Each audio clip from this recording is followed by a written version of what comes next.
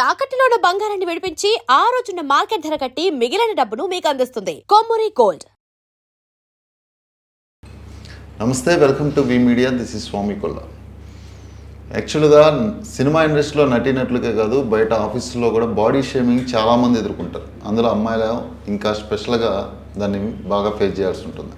అలాగే ఇప్పుడు ప్రముఖ నటి ఖుష్బూ వాళ్ళ కూతురు తనని బాడీ షేమింగ్ చేశారు. నన్ను బాడీ షేమింగ్ చేసే హక్కు మీకు ఎక్కడదంటూ ఆమె ప్రశ్నించారు. సో దీని గురించి మాట్లాడేందుకు మనతో political analyst and social activist Krishnakumari గారు ఉన్నారు. ఆమెను అడిగి మాట్లాడదాం. నమస్తే. నమస్తే. ఇప్పుడు బాడీ షేమింగ్ గురించి ఇండస్ట్రీలో చాలామంది నటినట్లు ఎదుర్కొంటూ ఉంటారు, చూస్తాం. కానీ ఇప్పుడు సెలబ్రిటీల కూతురులకు కూడా దాని ఎఫెక్ట్ పడుతుంది. అమ్మాయి తను లావుగా ఉంటే లావుగా ఉన్నారని, ఇవాళ ఖుష్బూ కూతురే డైరెక్ట్గా నన్ను బాడీ షేమింగ్ చేసే హక్కు ఎక్కడ ఉంది, నన్ను ట్రాన్స్జెండర్లా ఉన్నారు అంటూ కూడా కామెంట్ చేశారంటూ అమ్మాయి బాధపడుతూ ఈరోజు ఒక పోస్ట్ పెట్టింది. ఏం చూడాలి? సినిమాలో ఉండి ఇండస్ట్రీలో సెలబ్రిటీలు అంటే ఫేస్ చేస్తారు, సెలబ్రిటీల పిల్లలు ఎలాగా బాధపడాల్సిన పరిస్థితికి వచ్చింది. ఇవాళ సోషల్ మీడియా అనేది ఒక పెద్ద అడవి లాంటి వ్యవహారం అయిపోయింది. ఇప్పుడు ఈ అడవిలో ఏదైనా ఒక జంతువు ఎటు నుంచి ఎటన్నా వెళ్ళింది అనుకోండి, ఏం కనిపెట్టగలుగుతారు? అట్లాగే ఇట్లా సోషల్ మీడియాలో పని పాట లేకుండా కామెంట్స్ పెట్టే వాళ్ళకి వాళ్ళు పట్టుకోవడం కూడా కష్టంగా ఉంది. వీళ్ళు బాడీ షేమింగ్ చేస్తున్నారా, మార్ఫింగ్ ఫోటోలు చేసి పెడుతున్నారా, లేకపోతే ఇంకోటి చేస్తున్నారు, ఏం చేసినా ఫేక్ ఐడీలు పెట్టుకుంటున్నారు. ఫేక్ ఐడీలు పెట్టుకొని ట్రోలింగ్ చేస్తున్నారు. ఇప్పుడు ఖుష్బూ వాళ్ళ అమ్మాయి విషయంకి వస్తే, ఒకప్పుడు అమ్మాయి బాగా వాళ్ళ అమ్మకలాగానే ముద్దుగా బొద్దుగా ఉండేది. మంచి మంచి హైట్ కదా, హైట్ వచ్చింది. ఇద్దరు పిల్లలు జైంట్ పర్సనాలిటీసు, బాగా చదువుకున్నారు. సినిమాలకు సంబంధించిన చదువులు ఏవో చదువుకున్నట్టున్నారు. ఇప్పుడు వాళ్ళల్లో ఒక అమ్మాయికి పెళ్ళి కూడా కుదిరింది. సరే, ఆల్ ఆఫ్ ఏ సడన్ ఒక సంవత్సరంన్నర క్రితం అనుకుంటా ఆ అమ్మాయి మరి ఏదైనా ఎక్సర్సైజులు చేసిందా, లేకపోతే ఏం వాళ్ళ ఇష్టం, అది వాళ్ళ వ్యక్తిగతం. సన్నగయింది. ఇప్పుడు సన్నగయింది. అప్పుడు కూడా ఇలాగే ఏదో కొంచెం ఎలా సన్నబడింది ఏంటి, ఇప్పుడు ఖుష్బూ కూడా బాగా సన్నగా అయిపోయింది ఏంటి అని చెప్పి మాట్లాడుకున్నారు, పెద్దగా పట్టించుకోలేదు. అయితే ఇప్పుడు అమ్మాయి పెళ్ళి అయ్యేసరికి అందరికీ పిలవటానికని వెళ్ళేటప్పుడు అవి ఫోటోలు షేర్ అవుతున్నాయి కదా, ఈ షేర్ అవుతున్న ఫోటోలు చూసి ఇప్పుడు ఆ అమ్మాయిని అప్పుడేమో లావుగా ఉంది అని చెప్పి ట్రోల్ చేశారు. ఇప్పుడేమో సన్నగా అయిపోయింది, మరీ సన్నగా అయిపోయింది, ట్రాన్స్జెండర్లా ఉంది అంటే వాళ్ళు ట్రాన్స్జెండర్ అనే మాట కూడా అనరు. ఇంకా మోటుగా, ఇంకా మూర్ఖంగా పిచ్చివాగుడు వాగుతుంటారు. అనేసరికి ఆ అమ్మాయి బాగా హర్ట్ అయ్యి బాధపడింది. ఇప్పుడు మనకి ఆ అమ్మాయి మాటల్లోనే ఆ వేదన ఏంటో అర్థమవుతుంది. అసలు వీళ్ళెవరు నా ఐడెంటిటీ గురించి మాట్లాడేది, నా బాడీ గురించి మాట్లాడి నా బాడీ షేమింగ్ చేసే హక్కు వీళ్ళకి ఎవరిచ్చారు అనేది ఆ అమ్మాయి బేసిక్గా ప్రశ్నిస్తుంది. మరి నిజానికి ఆ ప్రశ్నకి మన దగ్గర సమాధానం లేదు. ఇది బాధాకరమైన విషయం. ఇందులో రెండో మాట లేదు.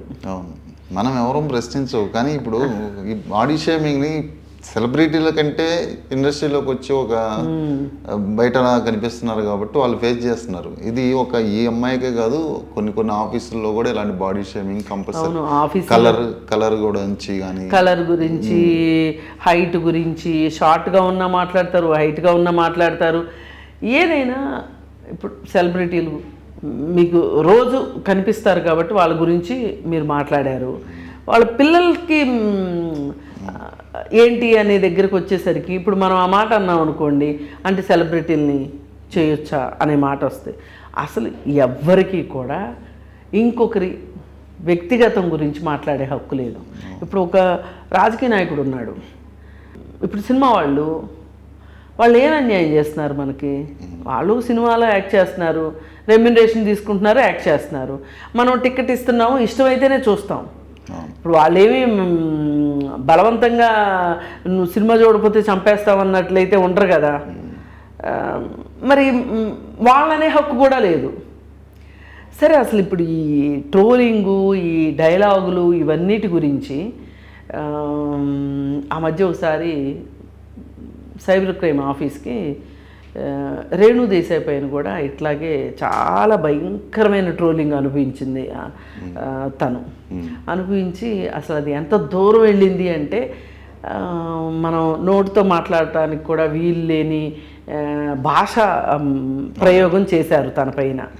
చేస్తే తను చాలా చాలా బాధపడి ఇట్లా కాదు, ఏదో ఒకటి చెయ్యాలి దీనికి అని చెప్పి డీసీపీ దగ్గరికి తను వెళ్తూ నన్ను కూడా తోడు రమ్మంటే నేను కూడా వెళ్తే అక్కడ తను చెప్తుందనమాట, నువ్వు బాగలేదు, నువ్వు సరిగా యాక్షన్ చేయలేదు సినిమాల్లో, అంతవరకు మాట్లాడండి. నువ్వు ఏదో కోతిలాగా ఉన్నావు, కుక్కలాగా ఉన్నావు అని కూడా మాట్లాడండి, అక్కడ కూడా నేను ఓకే చేస్తా.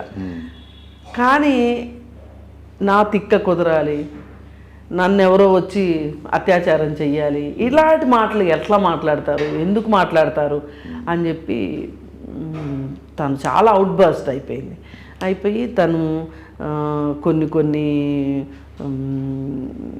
ఐడియల్ నుంచి వచ్చిన తనని విమర్శిస్తూ వచ్చినవి క్లిప్పింగ్స్ ఇచ్చింది, రాసిస్తే నాకు వీళ్ళు కావాలి, నాకు నేను పర్సనల్గా వాళ్ళతో మాట్లాడాలి. అసలు మీరెవరు, నేనెవరు, అసలు మీకు నాకు ఏంటి సంబంధం, ఎందుకు నా గురించి మీరు ఇలా మాట్లాడారు, నేను వాళ్ళతో మాట్లాడాలి అని చెప్పి పట్టుబడితే వాళ్ళు కొంతమందిని పిలిపించారు. అంటే మామూలుగా అయితే పట్టించుకునేవాళ్ళు కాదు.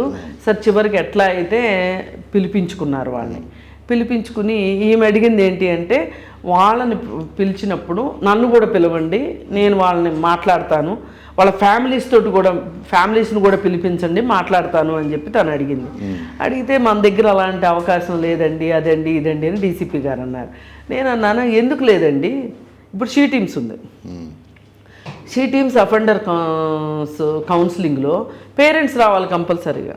ఇప్పుడు పిల్లోడిని పట్టుకున్నారనుకోండి, అమ్మాయిని టీచ్ చేస్తున్నాడు అని, లేదు ఏమన్నా కామెంట్ చేశాడు అని, ఖచ్చితంగా ఆ అబ్బాయి ఒక్కడే కాదు, ఆ అబ్బాయి పేరెంట్స్ కూడా రావాలి. కూర్చుంటే మన అబ్బాయి మన ఇంట్లో చాలా మంచిగా అనిపించవచ్చు, బయటికి వెళ్ళి ఏం చేస్తున్నాడో మనకు తెలియకపోవచ్చు, ఎవరైనా చెప్తే కూడా అవుట్ ఆఫ్ జెలసీ చెప్పారు తప్పితే ఇది వాస్తవం కాదు అనుకునే అవకాశం ఉంటుంది. అందుకని చెప్పి వాళ్ళ ఎదురుగానే కూర్చోబెడితే మంచి ఫలితాలు వచ్చినాయండి. ఇప్పుడు వీళ్ళకి కూడా మీరు అలాంటి సెటప్ చెయ్యండి, ఇప్పుడు వాళ్ళ ఫ్యామిలీని పిలిపించండి అంటే, అప్పుడు మమ్మల్ని కూడా పిలవండి అని అంటే, మమ్మల్ని అయితే పిలవలేదు కానీ వాళ్ళ ఫ్యామిలీస్ని కూడా పిలిపించారు. పిలిపించి చెప్పారు, మాకు తర్వాత పిలిపించి చెప్పారు. ఏంటి అంటే, ఏం చెప్తున్నారు, అసలు వచ్చిన వాళ్ళు ఎవరు, ఈ ఐడియల్ ద్వారా వాళ్ళని ట్రేస్ చేస్తే దొరికిన వాళ్ళు ఎవరు అంటే, ఒకడు సెక్యూరిటీ గార్డు, ఒకడు ఆటో డ్రైవరు, ఇంకొకడు ఎప్పుడు చచ్చిపోతాడో తెలియదు కానీ చాలా హెల్త్ కండిషన్ చాలా సీరియస్గా ఉంది, సైకలాజికల్గా మెంటల్ మేకప్ కూడా సరిగా లేనివాడు, వీళ్ళు వచ్చారు. ఇప్పుడు వీడు ఏకంగా ఈ సైకలాజికల్గా బాగలేనివాడు, వాడి హిమోగ్లోబిన్ 6% ఉందంట. అసలు పోలీసులు భయపడిపోయారు, అమ్మో ఇక్కడేమన్నా అయిందనుకోండి వాడికి, మేమేదో చేసామంటారు. వాళ్ళ పేరెంట్స్ కూడా వచ్చారు. అక్కడ సైబర్ క్రైమ్ దాంట్లో ఈ లాకప్లు ఇవేమి ఉండవు అనుకోండి, కానీ పోలీస్ స్టేషన్ లోపలికంటూ ఎంటర్ అయిన తర్వాత, గేట్ లోపలికి ఎంటర్ అయిన తర్వాత అతనికి ఏం జరిగినా పోలీసు వాళ్ళదే బాధ్యత అంటారు కదా, అందుకని వాళ్ళు తెగ భయపడి తెచ్చారనమాట. అయితే ఎవరి పేరు పెట్టుకున్నారనుకుంటున్నారు వాట్సాప్ డీపీలో, ఎవరి పేరు మీద, అప్పుడు సినిమాలు రిలీజ్ చేస్తాడు చూడండి, ఒక అతను పట్టుకొచ్చారు కదా అతన్ని, పైరసీ సినిమాలో ఐబొమ్మ రవి పేరు పెట్టుకున్నాడు అతను. ఐబొమ్మ రవి పేరు పెట్టుకుని తీరా చూస్తే అడ్రస్ అవన్నీ పట్టుకొని వెళితే వీడు, నువ్వు ఎందుకు ఐబొమ్మ రవి పెట్టావు అని అడిగితే చెప్పింది ఏంటంటే, ఐబొమ్మ రవి అనే పేరు పెట్టుకుంటే నేనే ఐబొమ్మ రవిని అనుకుని చాలామంది ఫాలో అవుతారు, నన్ను ఫాలో అవుతారు. నన్ను ఫాలో అయితే నేను కామెంట్లు పెడితే ఎక్కువ మంది చూస్తానికి అవకాశం ఉంటుంది, అందుకని నేను పెట్టాను అని చెప్పాడు. సరే ఇక వాళ్ళ అన్నయ్యకి చెప్పారు, మీ వాడి దగ్గర ఫోన్ అది ఉంచకండి, ఇలా ఇంకొకసారి కనుక వస్తే కనుక సీరియస్ అవుతుంది మ్యాటర్, మేము కేసు బుక్ చేస్తాము అని చెప్పి చాలా సీరియస్గా చెప్పారు. ఇప్పుడు ఈ ఆటో డ్రైవరు వీళ్ళు కూడా చెప్పింది ఏంటి అంటే, ఒక సెలబ్రిటీని అంటే ఆ కిక్కే వేరు. మేము ఒక సెలబ్రిటీని తిట్టాం, ఇప్పుడు కుక్కలు రేప్ చేయాలి అనేది పెట్టారు. అసలు నీ మైండ్ ఎంత పర్వర్టెడ్ అవ్వకపోతే నీకు ఎందుకు అలా అనిపిస్తుంది? అంటే వీళ్ళు కేసులు పెడతారు, వాళ్ళ దృష్టిలో పట్టడం కోసం మనం ఎక్కువగా తిడితే వాళ్ళు ఎక్కువగా మనమే ఫోకస్ చేస్తారు, మనం సెలబ్రిటీతో మన రిలేషన్ మెయింటైన్ చేసినంత ఫీల్ అవుతుంటారు. ఇది ఒక రకమైన సైకలాజికల్ డిపెండెన్సీ అనమాట. అంటే ఒక సెలబ్రిటీని నేను అన్నాను అనే ఒక తృప్తి వాళ్ళకి. ఇప్పుడు వాళ్ళ ఇంట్లో ఉన్న వాళ్ళ ఆవిడని తిడతారు, వాళ్ళ అమ్మాయిని తిడతారు, వాళ్ళ అబ్బాయిని తిడతారు, వాళ్ళ అమ్మని తిడతారు, అలా కిక్కు సరిపోదు. పెద్ద సినిమా యాక్టర్ని అన్నాను, ఇప్పుడు నాకు అనిపిస్తుంది ఇప్పుడు ఈ అమ్మాయిని కూడా అలాగే ఎవడో సరదాగా లేదా పెళ్లి చేసుకోబోతుంది ఆమె టార్గెట్ గా చేసుకుంటే ఇప్పుడు వాళ్ళకి ఏంటంటే, నేను ఒక పెద్దవాళ్ళని నేను తిట్టాను అంటే నేను వాళ్ళతో సరి సమానం. ఇప్పుడు కయ్యానికన్నా వియ్యానికన్నా సమ ఉజ్జి అంటారు కదా, ఇది తెలియకుండా వాళ్ళల్లో ఇది పనిచేస్తుంది. ఇప్పుడు నేను అంత పెద్దవాళ్ళని తిట్టాను అంటే కనీసం వాళ్ళతో తగద పెట్టుకున్నాననే కదా, అంటే నేను సమ ఉజ్జి అని వీళ్ళు ఫీల్ అవుతుంటారు.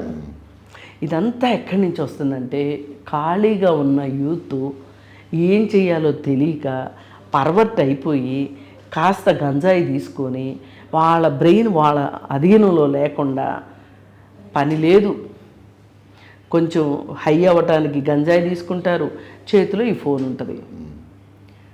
నేను తిట్టేది వాళ్ళకి కనిపించదు కదా, వాళ్ళకి నేను ఎవరో వాళ్ళకి తెలియదు కదా,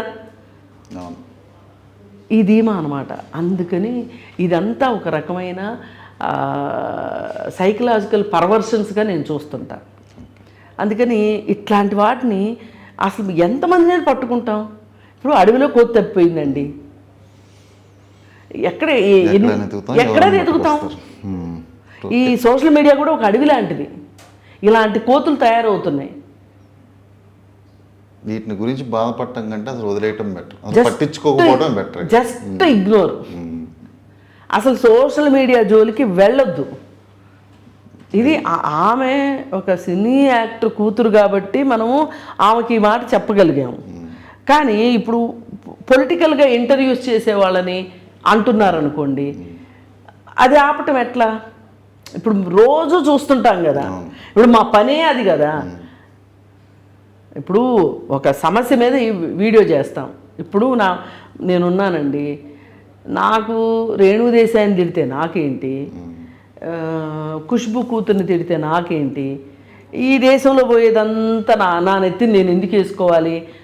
నా ఇంట్లో నేను కూర్చొని నా పిచ్చి సీరియల్స్ నేను చూసుకుంటా కూర్చోవచ్చు కదా అనుకుంటే అదొక రకం జీవితం. కానీ మనం అలా ఉండలేం కదా. మనం ఏదో ఒక సామాజిక బాధ్యతతో ఏదో మాట్లాడాలని బయటకు వస్తాం, మాట్లాడతాం కూడా.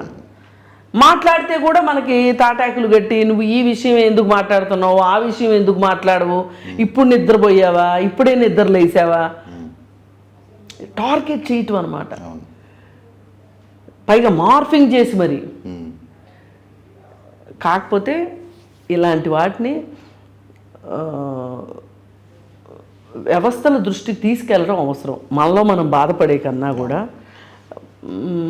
ఒక వ్యవస్థను ఆశ్రయించడం మంచి. మనకు ఒక అవకాశం ఉంది కదా, వ్యవస్థలు ఉన్నాయి కదా మనకి.